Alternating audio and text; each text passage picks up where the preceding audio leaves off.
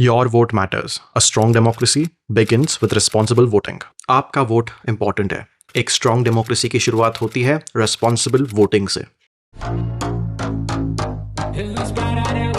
चलो मोदी जी हट गए. 2029 India Alliance comes to power. What are we doing after that? Right? What do we need to change? It's not like Modi ji आने के पहले सब ठीक ठाक चल रहा था. It's not like the country was perfect before Modi ji. We make that mistake, right? It's the same mistake in some ways Nehru made, right? In discovery of India. And I say this very often, ki Nehru's discovery of India presumes that India before the British was perfect. That caste was not a problem, patriarchy was not a problem, religious differences and religious divides were not a problem. It comes from a activist POV also. वो बोलना चाहते थे कि the British are the sole problem in the country and so overthrowing them is a priority. As a political strategy, perhaps good. But that's the same logic the BJP now uses. India was great before the British and the Muslims. They've just shifted the clock a few hundred years back, right? They're not reinventing the wheel. We have to stop imagining the BJP to be, again, the BJP considers itself to be a revolutionary force. But it's not really that revolutionary. They're using the same rule book and changing the parameters a little bit. It's like वो cut copy paste कर दिया, मतलब chat GPT से थोड़ा सा बदल दिया और कह दिया कि m dash आप नहीं लगाएंगे क्योंकि m dash से पता चलता है चैट जीपीटी है. That's what the BJP is doing, right? They're taking the same model and they're turning it on its head. So those solutions that we are being prevented from finding or looking forward towards. Personal question. You have a thorough understanding of political philosophy. You did acknowledge that political imagination is what we are lacking. Why do you want to limit yourself being a spokesperson for a party? Why don't you be that person who does the reimagination for us? So I don't think those are mutually exclusive. I think I'm very grateful to be spokesperson. नहीं तो ऐसी बातचीत हमें करने नहीं मिलती. And in some ways, right, I think being a party spokesperson, one, allows you to be in very different rooms every day. That this work of thinking can't be done in isolation. I'm not somebody who likes to sort of sit in one room and like keep doing stuff. A few days ago I was in Nashik because we had our Akrosh Morcha on farmers issues. Day before that I was at an OBC meeting about Maratha reservation and its impact on OBC quotas. A day before that I was in Bhusawal talking about the banana crisis because crops have been destroyed by unseasonal rainfall. And these are ways in which you really sort of have to learn more about what you're talking about before you start talking about. One very interesting thing I noted when you were explaining these issues is that the youth are getting increasingly political. Sure, they're being aware, but they're only being aware of the national level issues. But then the local level issues कोई बात ही नहीं करता. तो वही problem है ना. तो मेरा भी कभी-कभी ऐसी प्रॉब्लम हो जाता है कि हम नेशनल स्पोक्सपर्सन हैं. So I have to keep talking about national issues. The only thing that I've said for 5 years before coming on to national issues is focus on the local. कि पहले आप आपके कॉर्पोरेटर को जानो, आपके पंचायत समिति को जानो, चलो आपके एमएलए तक को जानो, चीफ मिनिस्टर छोड़ दो, प्रधानमंत्री छोड़ दो, एमपी छोड़ दो, right? That's also a factor of algorithms and the way in which we're consuming information. You're on Instagram, I'm on Instagram, you're on Instagram. Most people watching this will find us through Instagram. The more views you have, the more likely you are to be recommended to somebody. The natural corollary to that is that you will have more views on something that is relevant to more people. National mudda becomes relevant to the whole country. Why does somebody sitting in Punjab want to worry about what is happening to banana farmers in Jalgaon? They don't care.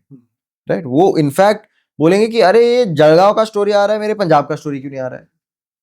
The same thing happens, Same when we go through your profile also. Some stories, national, and some stories are Nashik se hai, Maharashtra se. And that's the blend that you have to find, right? That you keep that audience engaged and then you try to sort of sensitize that audience to newer perspectives. But again, the solution to this problem is not going to come through the sources of information and knowledge sharing that we currently have. Today, the reality is we spend most of our time on the internet. I know how to tap into a national audience, global audience even, right? Young people today are not talking to only people in India. They're talking to people across the world. They're sharing memes. They're creating sort of subcultures. वो कौन सा Italian tra-la-la-la trend has become a trend here? किसको था बचा? Mummy, I speak Italian means I speak Italian brain rot. Like, what world are we living in today, right? So, in such a world where we are so globally connected, we have to find ways of being locally connected. What are those ways? I don't know. An extended critique of that, as Indians living in India, at least in the sober circles or at least the educated English speaking circles, more people know about Charlie Kirk and Ben Shapiro than. Nay, but I'll correct you there. It's not just about sober circles or people living in privileged circles. You know, I was in Karanja, which is in Yavatmal Washim district. It's a very backward part of the state. It's been systematically neglected by various governments, including, I will admit, our own. We had a women's rally over there and a sabha. 50% of middle-aged women in Karanja were on YouTube. YouTube चला रहे थे. Imagine, I mean, this is political awareness that would not have existed a few decades ago. So I'm not ever saying that anybody knowing about Charlie Kirk or the world is a problem. It's not a problem. Or a bad thing, right? That the woman in Karanja now knows more maybe about just Maharashtra because she's consuming content mainly in Marathi than she did before, right? Maybe some of that content is being translated into English, or English content is being translated into Marathi and she's consuming some of it. Maybe she's chanced upon BBC Marathi where I gave an interview in Marathi about being queer and she's suddenly finding out what being queer means, right? So the expansive possibilities of this are very exciting to me. I mean, we've forgotten to be excited by the internet and the possibilities it unlocks. But the counter that needs to be suggested is कि यार नोएडा वालों का slack channel कब बनने वाला है, या sector 18 का स्लैक चैनल कब बनने वाला है कि आप बोल सको कि यार हम सब सेक्टर 18 में रहते हैं. The only alternative we found is, God forbid, a WhatsApp group for your RWA. That's the closest we come to local community. I mean, to be fair, Reddit is doing a good job. But everyone's not on Reddit. No? Yeah. You were talking about access to the internet everywhere. I just wanted to know about Maharashtra. I read a couple of news articles, and this news has been there since 2001, apparently. There are a lot of hysterectomies for. For farm laborers, particularly in sugarcane plantations. It's a Yes. very big problem. Some of the most incredible artists. The last year, the India Art Fair Artists in Residence did an incredible project on this. And I'm completely forgetting her name, but I will let you know in the comments or in some sort of way that can be put over here. But again, right, it's a big challenge. Why is it happening? Is this feminism?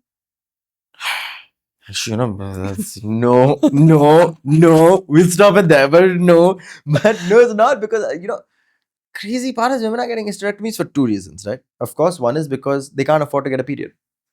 It's 5 days of work gone, 5 days of productive labor gone, particularly in the middle of harvest season, right? So, got around 40 days to make your money, 60 days to make your money, and very often for some of them, it's make your money for the whole year, right? Because you're in a sugarcane sort of plantation, other crops don't require that sort of intense harvesting. Some of you are going to get jobs on sugarcane, some of you are not going to get jobs on other crops, etc., etc. So this is your time to earn for the whole year, right? So 5 days is too much to waste, and so they get a hysterectomy. For the other side of that, and the more sort of difficult side of that, is that they get hysterectomies because they simply don't want to give birth to more children. And they get these in secret, so their husbands don't know, right? It's how you've seen a lot of sort of vasectomies or tubectomies also taking place. Lack of birth control awareness.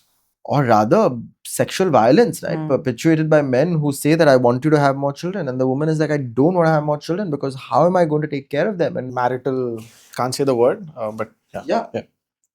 So this is a bigger crisis. And for some of these things, politics can be one way of making a difference, but it can't be the only way. And for me, you know, this question about local communities and even your question about hysterectomies becomes important because in some ways the politician is supposed to be that nodal point who can have these difficult conversations in a community, who can make this change possible. Abhi ke liye, and populist politics across the board, including populist politics that might be perpetuated by my party or by those who are in opposition from the to the BJP, is a bad thing. Because we assume that politicians should respond to what voters want, not that politicians should also engage in a transformational process to ensure that voters can sometimes be uplifted or emancipated from their own prejudices, from their own sort of problems, right? And that's where the work is. one of the biggest challenges we have today is that every single political party in this country has given up on the urban voter. बोल देते कि शहरों में रह रहे हो ना आप, बीजेपी के लिए वोट दोगे. To their credit, AAP was the first party that came in and said, no, we'll challenge the BJP in a city. Most other parties, mine including, have challenged the BJP in rural areas because farmers' distress is a real concern. In a city, we'll be like, अच्छा दलित area में या मुसलमान area में हम जीत सकते हैं. You've given up on a sort of upper caste population. You've given up on a Savarna population that is upper class.